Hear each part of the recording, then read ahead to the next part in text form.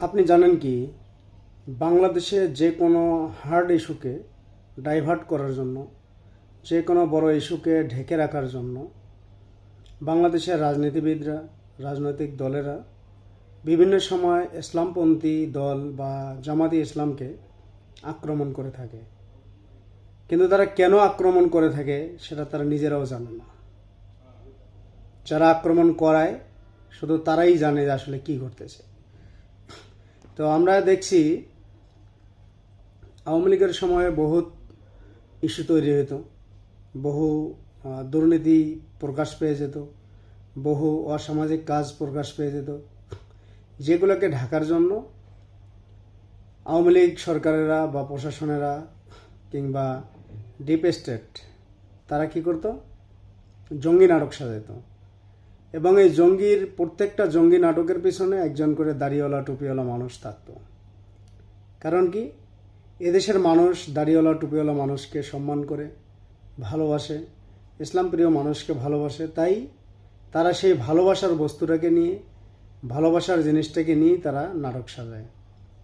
এখানে যদি দাড়ি টুপি ছাড়া কোনো মানুষকে জঙ্গি বানানো হতো, তাহলে বাংলাদেশের মানুষের তেমন আগ্রহ থাকতো না এই ইস্যু দেখার জন্য, বা ওই জঙ্গি নাটকটাকে বারবার ঘুরে ফিরে দেখার আগ্রহ মানুষের থাকতো না। তাহলে কি হতো, তাদের যে ইস্যু ঢাকার কথা ছিল সেই ইস্যু কিন্তু ঢাকতে পারতো না। যার কারণেই তারা বারবার এই ধরেন ইসলামপন্থী মানুষ, দাড়ি টুপিওয়ালা মানুষ কিংবা জামাত শিবিরের মানুষকে তারা বিভিন্ন সময় টার্গেট করত, বিভিন্ন জঙ্গি নাটক দিয়ে, বিভিন্ন রাজাকার নাটক দিয়ে, বিভিন্ন তকমা লাগিয়ে দিয়ে তারা জামাত শিবিরকে বা ইসলাম প্রিয় মানুষকে টার্গেট করত। ইসলাম প্রিয় মানুষের সঙ্গে একটু হট্টগোল লাগাই দিলে দেখা যেত যে বাংলাদেশের সমস্ত মানুষ আগের যে ইস্যুটা ছিল সেই ইস্যুকে ভুলে গিয়ে এই নতুন ইস্যুর পিছনে মানুষ ছুটতে যায়। এখানে কি হলো, এখানে কি হলো, হায় হায়, এই টেনশনে পড়ে যেত মানুষ। তো ইদানিং আমরা একটা জিনিস দেখলাম, 2-4 দিন আগে দেখবেন ম্যাক্সিমাম বিশ্ববিদ্যালয়গুলোতে ছাত্র শিবিরের উপর আক্রমণ করা হলো। কোনো কারণ ছাড়া, কোনো ইস্যু ছাড়া হঠাৎ করে ছাত্রদল কেন জানি খেপে গেল, ছাত্রদল কেন জানি ছাত্র শিবিরকে বিশ্ববিদ্যালয়ে বা কোনো হলে কিংবা আশেপাশে কোনো ম্যাচে থাকতে দিবে না, তারা এলাকা ছাড়া করবে। কেন?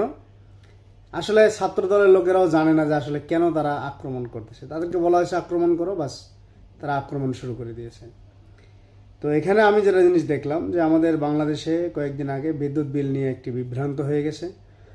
সেটা ভুলে হোক, ইচ্ছাকৃতভাবে হোক, বা কোনো ত্রুটির কারণে হোক, যান্ত্রিক ত্রুটির কারণেই হোক, কারো কারো বিদ্যুৎ বিল ডাবল চলে আসছে, কারো কারো 3 ডাবল চলে আসছে, কারো কারো 200-300 টাকা বেশি আসছে। যেখানে 1500 টাকা বিল আসার কথা সেখানে 2500 টাকা আসছে, যেখানে 1000 টাকা বিল আসার কথা সেখানে 2000 টাকা আসছে, কারো কারো 3000 টাকা আসছে। এখন এটা নিয়ে সাধারণ মানুষের ভিতরে একটি বিভ্রান্ত সৃষ্টি হয়ে গেছিল। মানুষ আলোচনা করতেছিল যে কি করা যায়, কেন এত বিল আসলো, সরকার কি করতেছে, বা বিদ্যুৎ মন্ত্রণালয়ে যারা রয়েছেন তারা কি করতেছেন।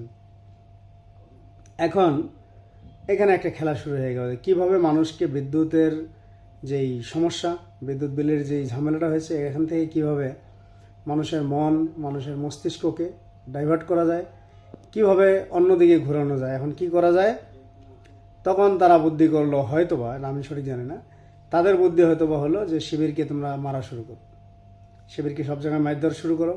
কারণ শিবিরের ভিতরে ইসলামিক নৈতিকতা রয়েছে, যার কারণে ইসলামিক মূল্যবোধ রয়েছে, যার কারণে সাধারণ মানুষ শিবিরকে একটু ভালোবাসে।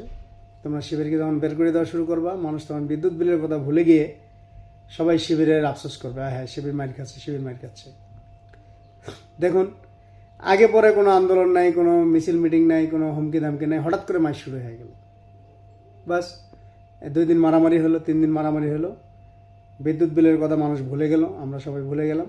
এখন কিন্তু মারামারিও শেষ, এখন কিন্তু নতুন করে কোনো মারামারি নেই। আবার যখন কোনো একটা ইস্যু হবে তখন আবার মারামারি হবে। এই হচ্ছে আমাদের বাংলাদেশের রাজনীতি। আসলে বাংলাদেশের রাজনীতিবিদরা যারা মারামারি করে তারা নিজেরাও জানে না কেন মারামারি করে। তাদেরকে একটা বোঝানো হয়, হুট করে একটা পয়েন্ট তুলে দেয় যে এখন এটা মারামারি করেন তাহলে এটা ঢেকে যাবো, বাস তারাও লাগিয়ে পড়ে। আমরা সেই আগে থেকেই দেখতেছি, এখনও একই হচ্ছে। বাংলাদেশের কপালে আসলে শান্তি নেই। তো আমরা আল্লাহর কাছে দোয়া করি, আল্লাহ আমাদের বাংলাদেশের সমস্ত রাজনীতিবিদদেরকে হেদায়েত দান করুক, আমাদেরকে হেদায়েত দান করুক। আল্লাহ যেন শান্তি শৃঙ্খলা বজায় রেখে আমাদের দেশে চলাচল করার সৌভাগ্য আমাদেরকে দান করেন। সবাই আমিন বলি।